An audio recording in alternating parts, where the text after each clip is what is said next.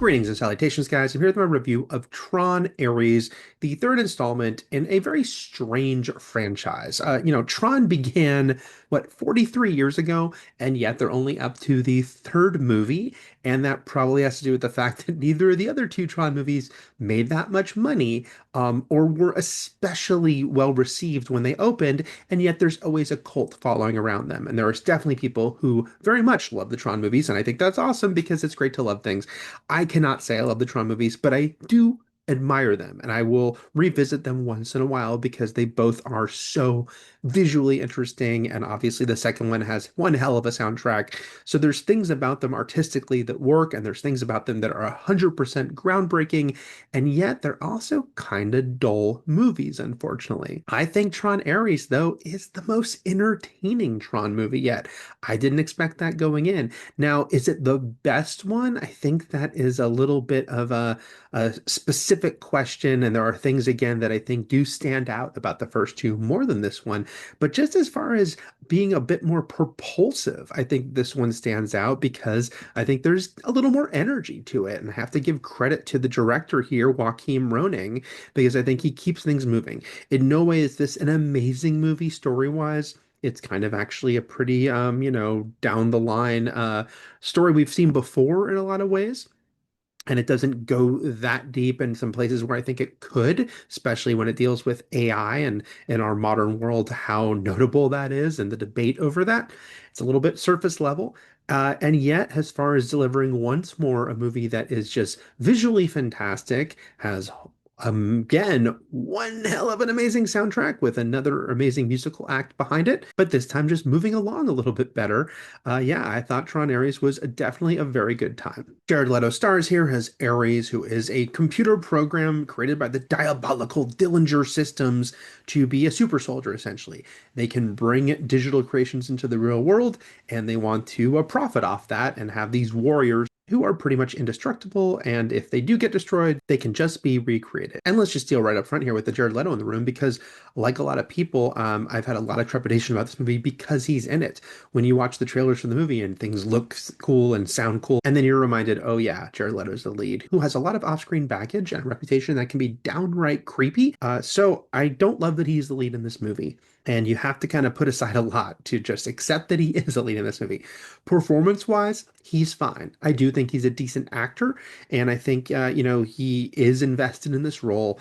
I don't think it's a very dynamic role. Again, one of the problems I'd say with the script here is that it's your classic RoboCop slash Universal Soldier type story where this thing has been created to be this instrument of war, but then starts to get more self-awareness, starts to get more empathy for those around it, and breaks free of the people that are controlling it and starts to make its own decisions.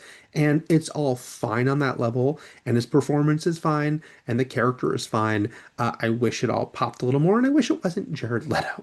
So, there is a giant caveat with that. But he is surrounded by a lot of actors I like a lot.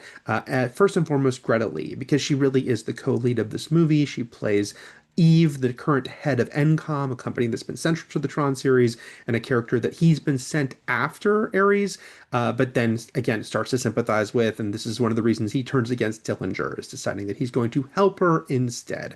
I love Greta Lee. I love that she has broken out in the past couple of years. I thought she was so fantastic in Past Lives. Is this role as interesting as the one in Past Lives? Of course not. But I think that there's something so cool about Greta Lee being the lead in a movie like this, and I think she embraces it wholeheartedly and really gets to, have a lot of fun, has this action hero. Greta Lee gets to ride a light cycle. And I mean, I think that is worth the price of admission, really, in and of itself. I really like Evan Peters as Julian Dillinger, the latest in the line of nefarious Dillingers we've met through the Tron series. I think that he does get just enough little touches that make him not just a complete one-note villain. We do see some self-doubt there. We see some moments of maybe realizing maybe he's going too far, but he can't stop himself. And I like these little beats they gave him, while he also gets to be, a douchey tech bro that we can easily loathe. I wish Gillian Anderson had a little bit more to do as his mom. She's kind of there just to tut-tut him and criticize him. She's such a great actress. I think that they could have given in her a little more in this film. But I also really loved Jodie Turner-Smith, who plays Athena, who is introduced as Ares' partner. They kind of go out on missions together, and she doesn't turn against Dillinger, so now she has to fight the person she used to fight alongside. She's basically a Terminator in this movie, as far as a character that just will not stop, who is relentless.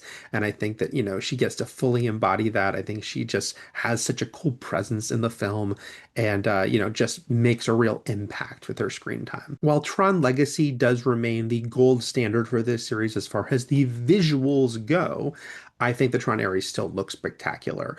This film, of course, has way more set in the real world by its nature. There is still stuff in the grid, and there's some cool stuff in the grid, but most of this film is set in the real world, where the interesting thing is seeing elements from the digital world now, among us, and seeing a light cycle driving down a city street and a recognizer flying over our streets and what that's like. And it looks great. I saw this movie in IMAX 3D and I thought it looked really spectacular in that format. And I'm not a big 3D guy in general. It's very selective when I like 3D, but both the last two Tron movies, I think, have made really great use of 3D, and it really does add to the experience. So I would recommend it. I don't think it's necessary though. The movie looks terrific no matter what.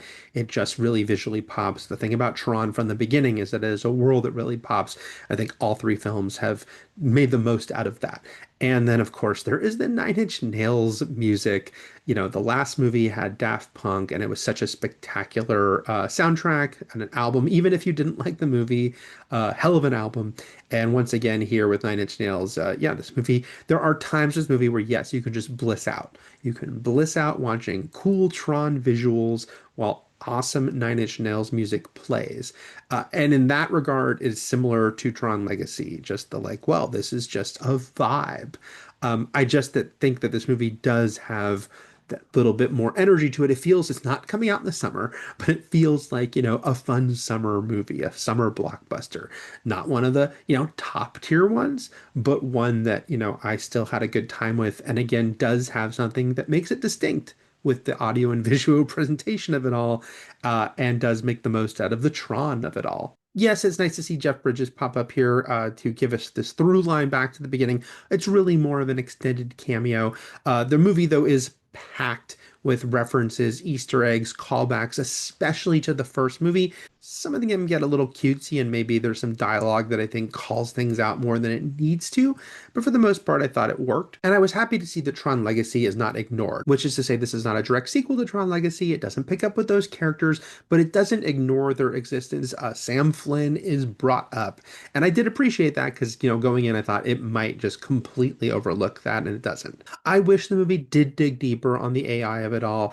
It's there a little bit as far as they bring it up and the talk about AI and the dangers of AI and how smart will AI get. I mean, it is intrinsic to the movie, but I think that they don't really want to get too complicated around it and the debates and the ethics of it all. It's just kind of sprinkled on top, and I think they could have done more with it. But I think that there are some nice emotional beats. Again, this is a movie that's not going to have some huge emotional impact on you, but there's just enough there, especially involving Eve and her history and the loss of her sister and how she's grieving, that I thought were sweet. They had some nice emotional touches, and maybe a lot of it because of Greta Lee, bringing some real emotion to it, some depth to it. I bought into it. It took what, like 28 years to get one Tron sequel, and then it took 15 years to get the next one. So, they're cutting it down here. So maybe we'll get the next one, I don't know, in 7 years. But honestly, I would welcome another Tron movie after this one.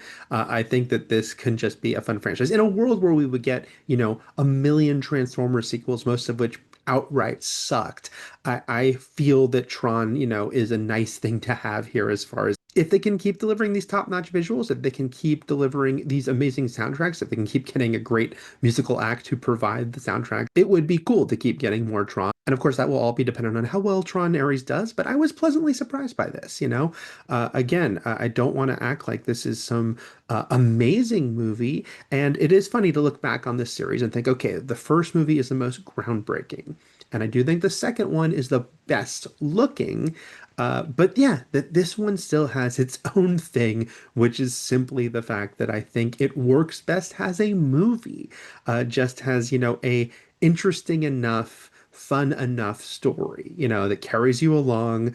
And when you intermix it with what they can give you on the visual and audio side, I thought was definitely a good time and something that is properly cinematic. Again, I know these days it's all about what can sell tickets to an actual movie theater, what's worth going to the theater to experience. And I think that this is something special that you couldn't recreate at home. It just wouldn't have the same pop as seeing it on a huge screen. So yeah, I do recommend if you can see it on IMAX, that'd be great. Or if you can't, just see it in the biggest screen you possibly can at your local multiplex, because I think it will still deliver something. So those are my thoughts on Tron Ares. If you can like and subscribe, that'd be great. Thanks a lot, guys.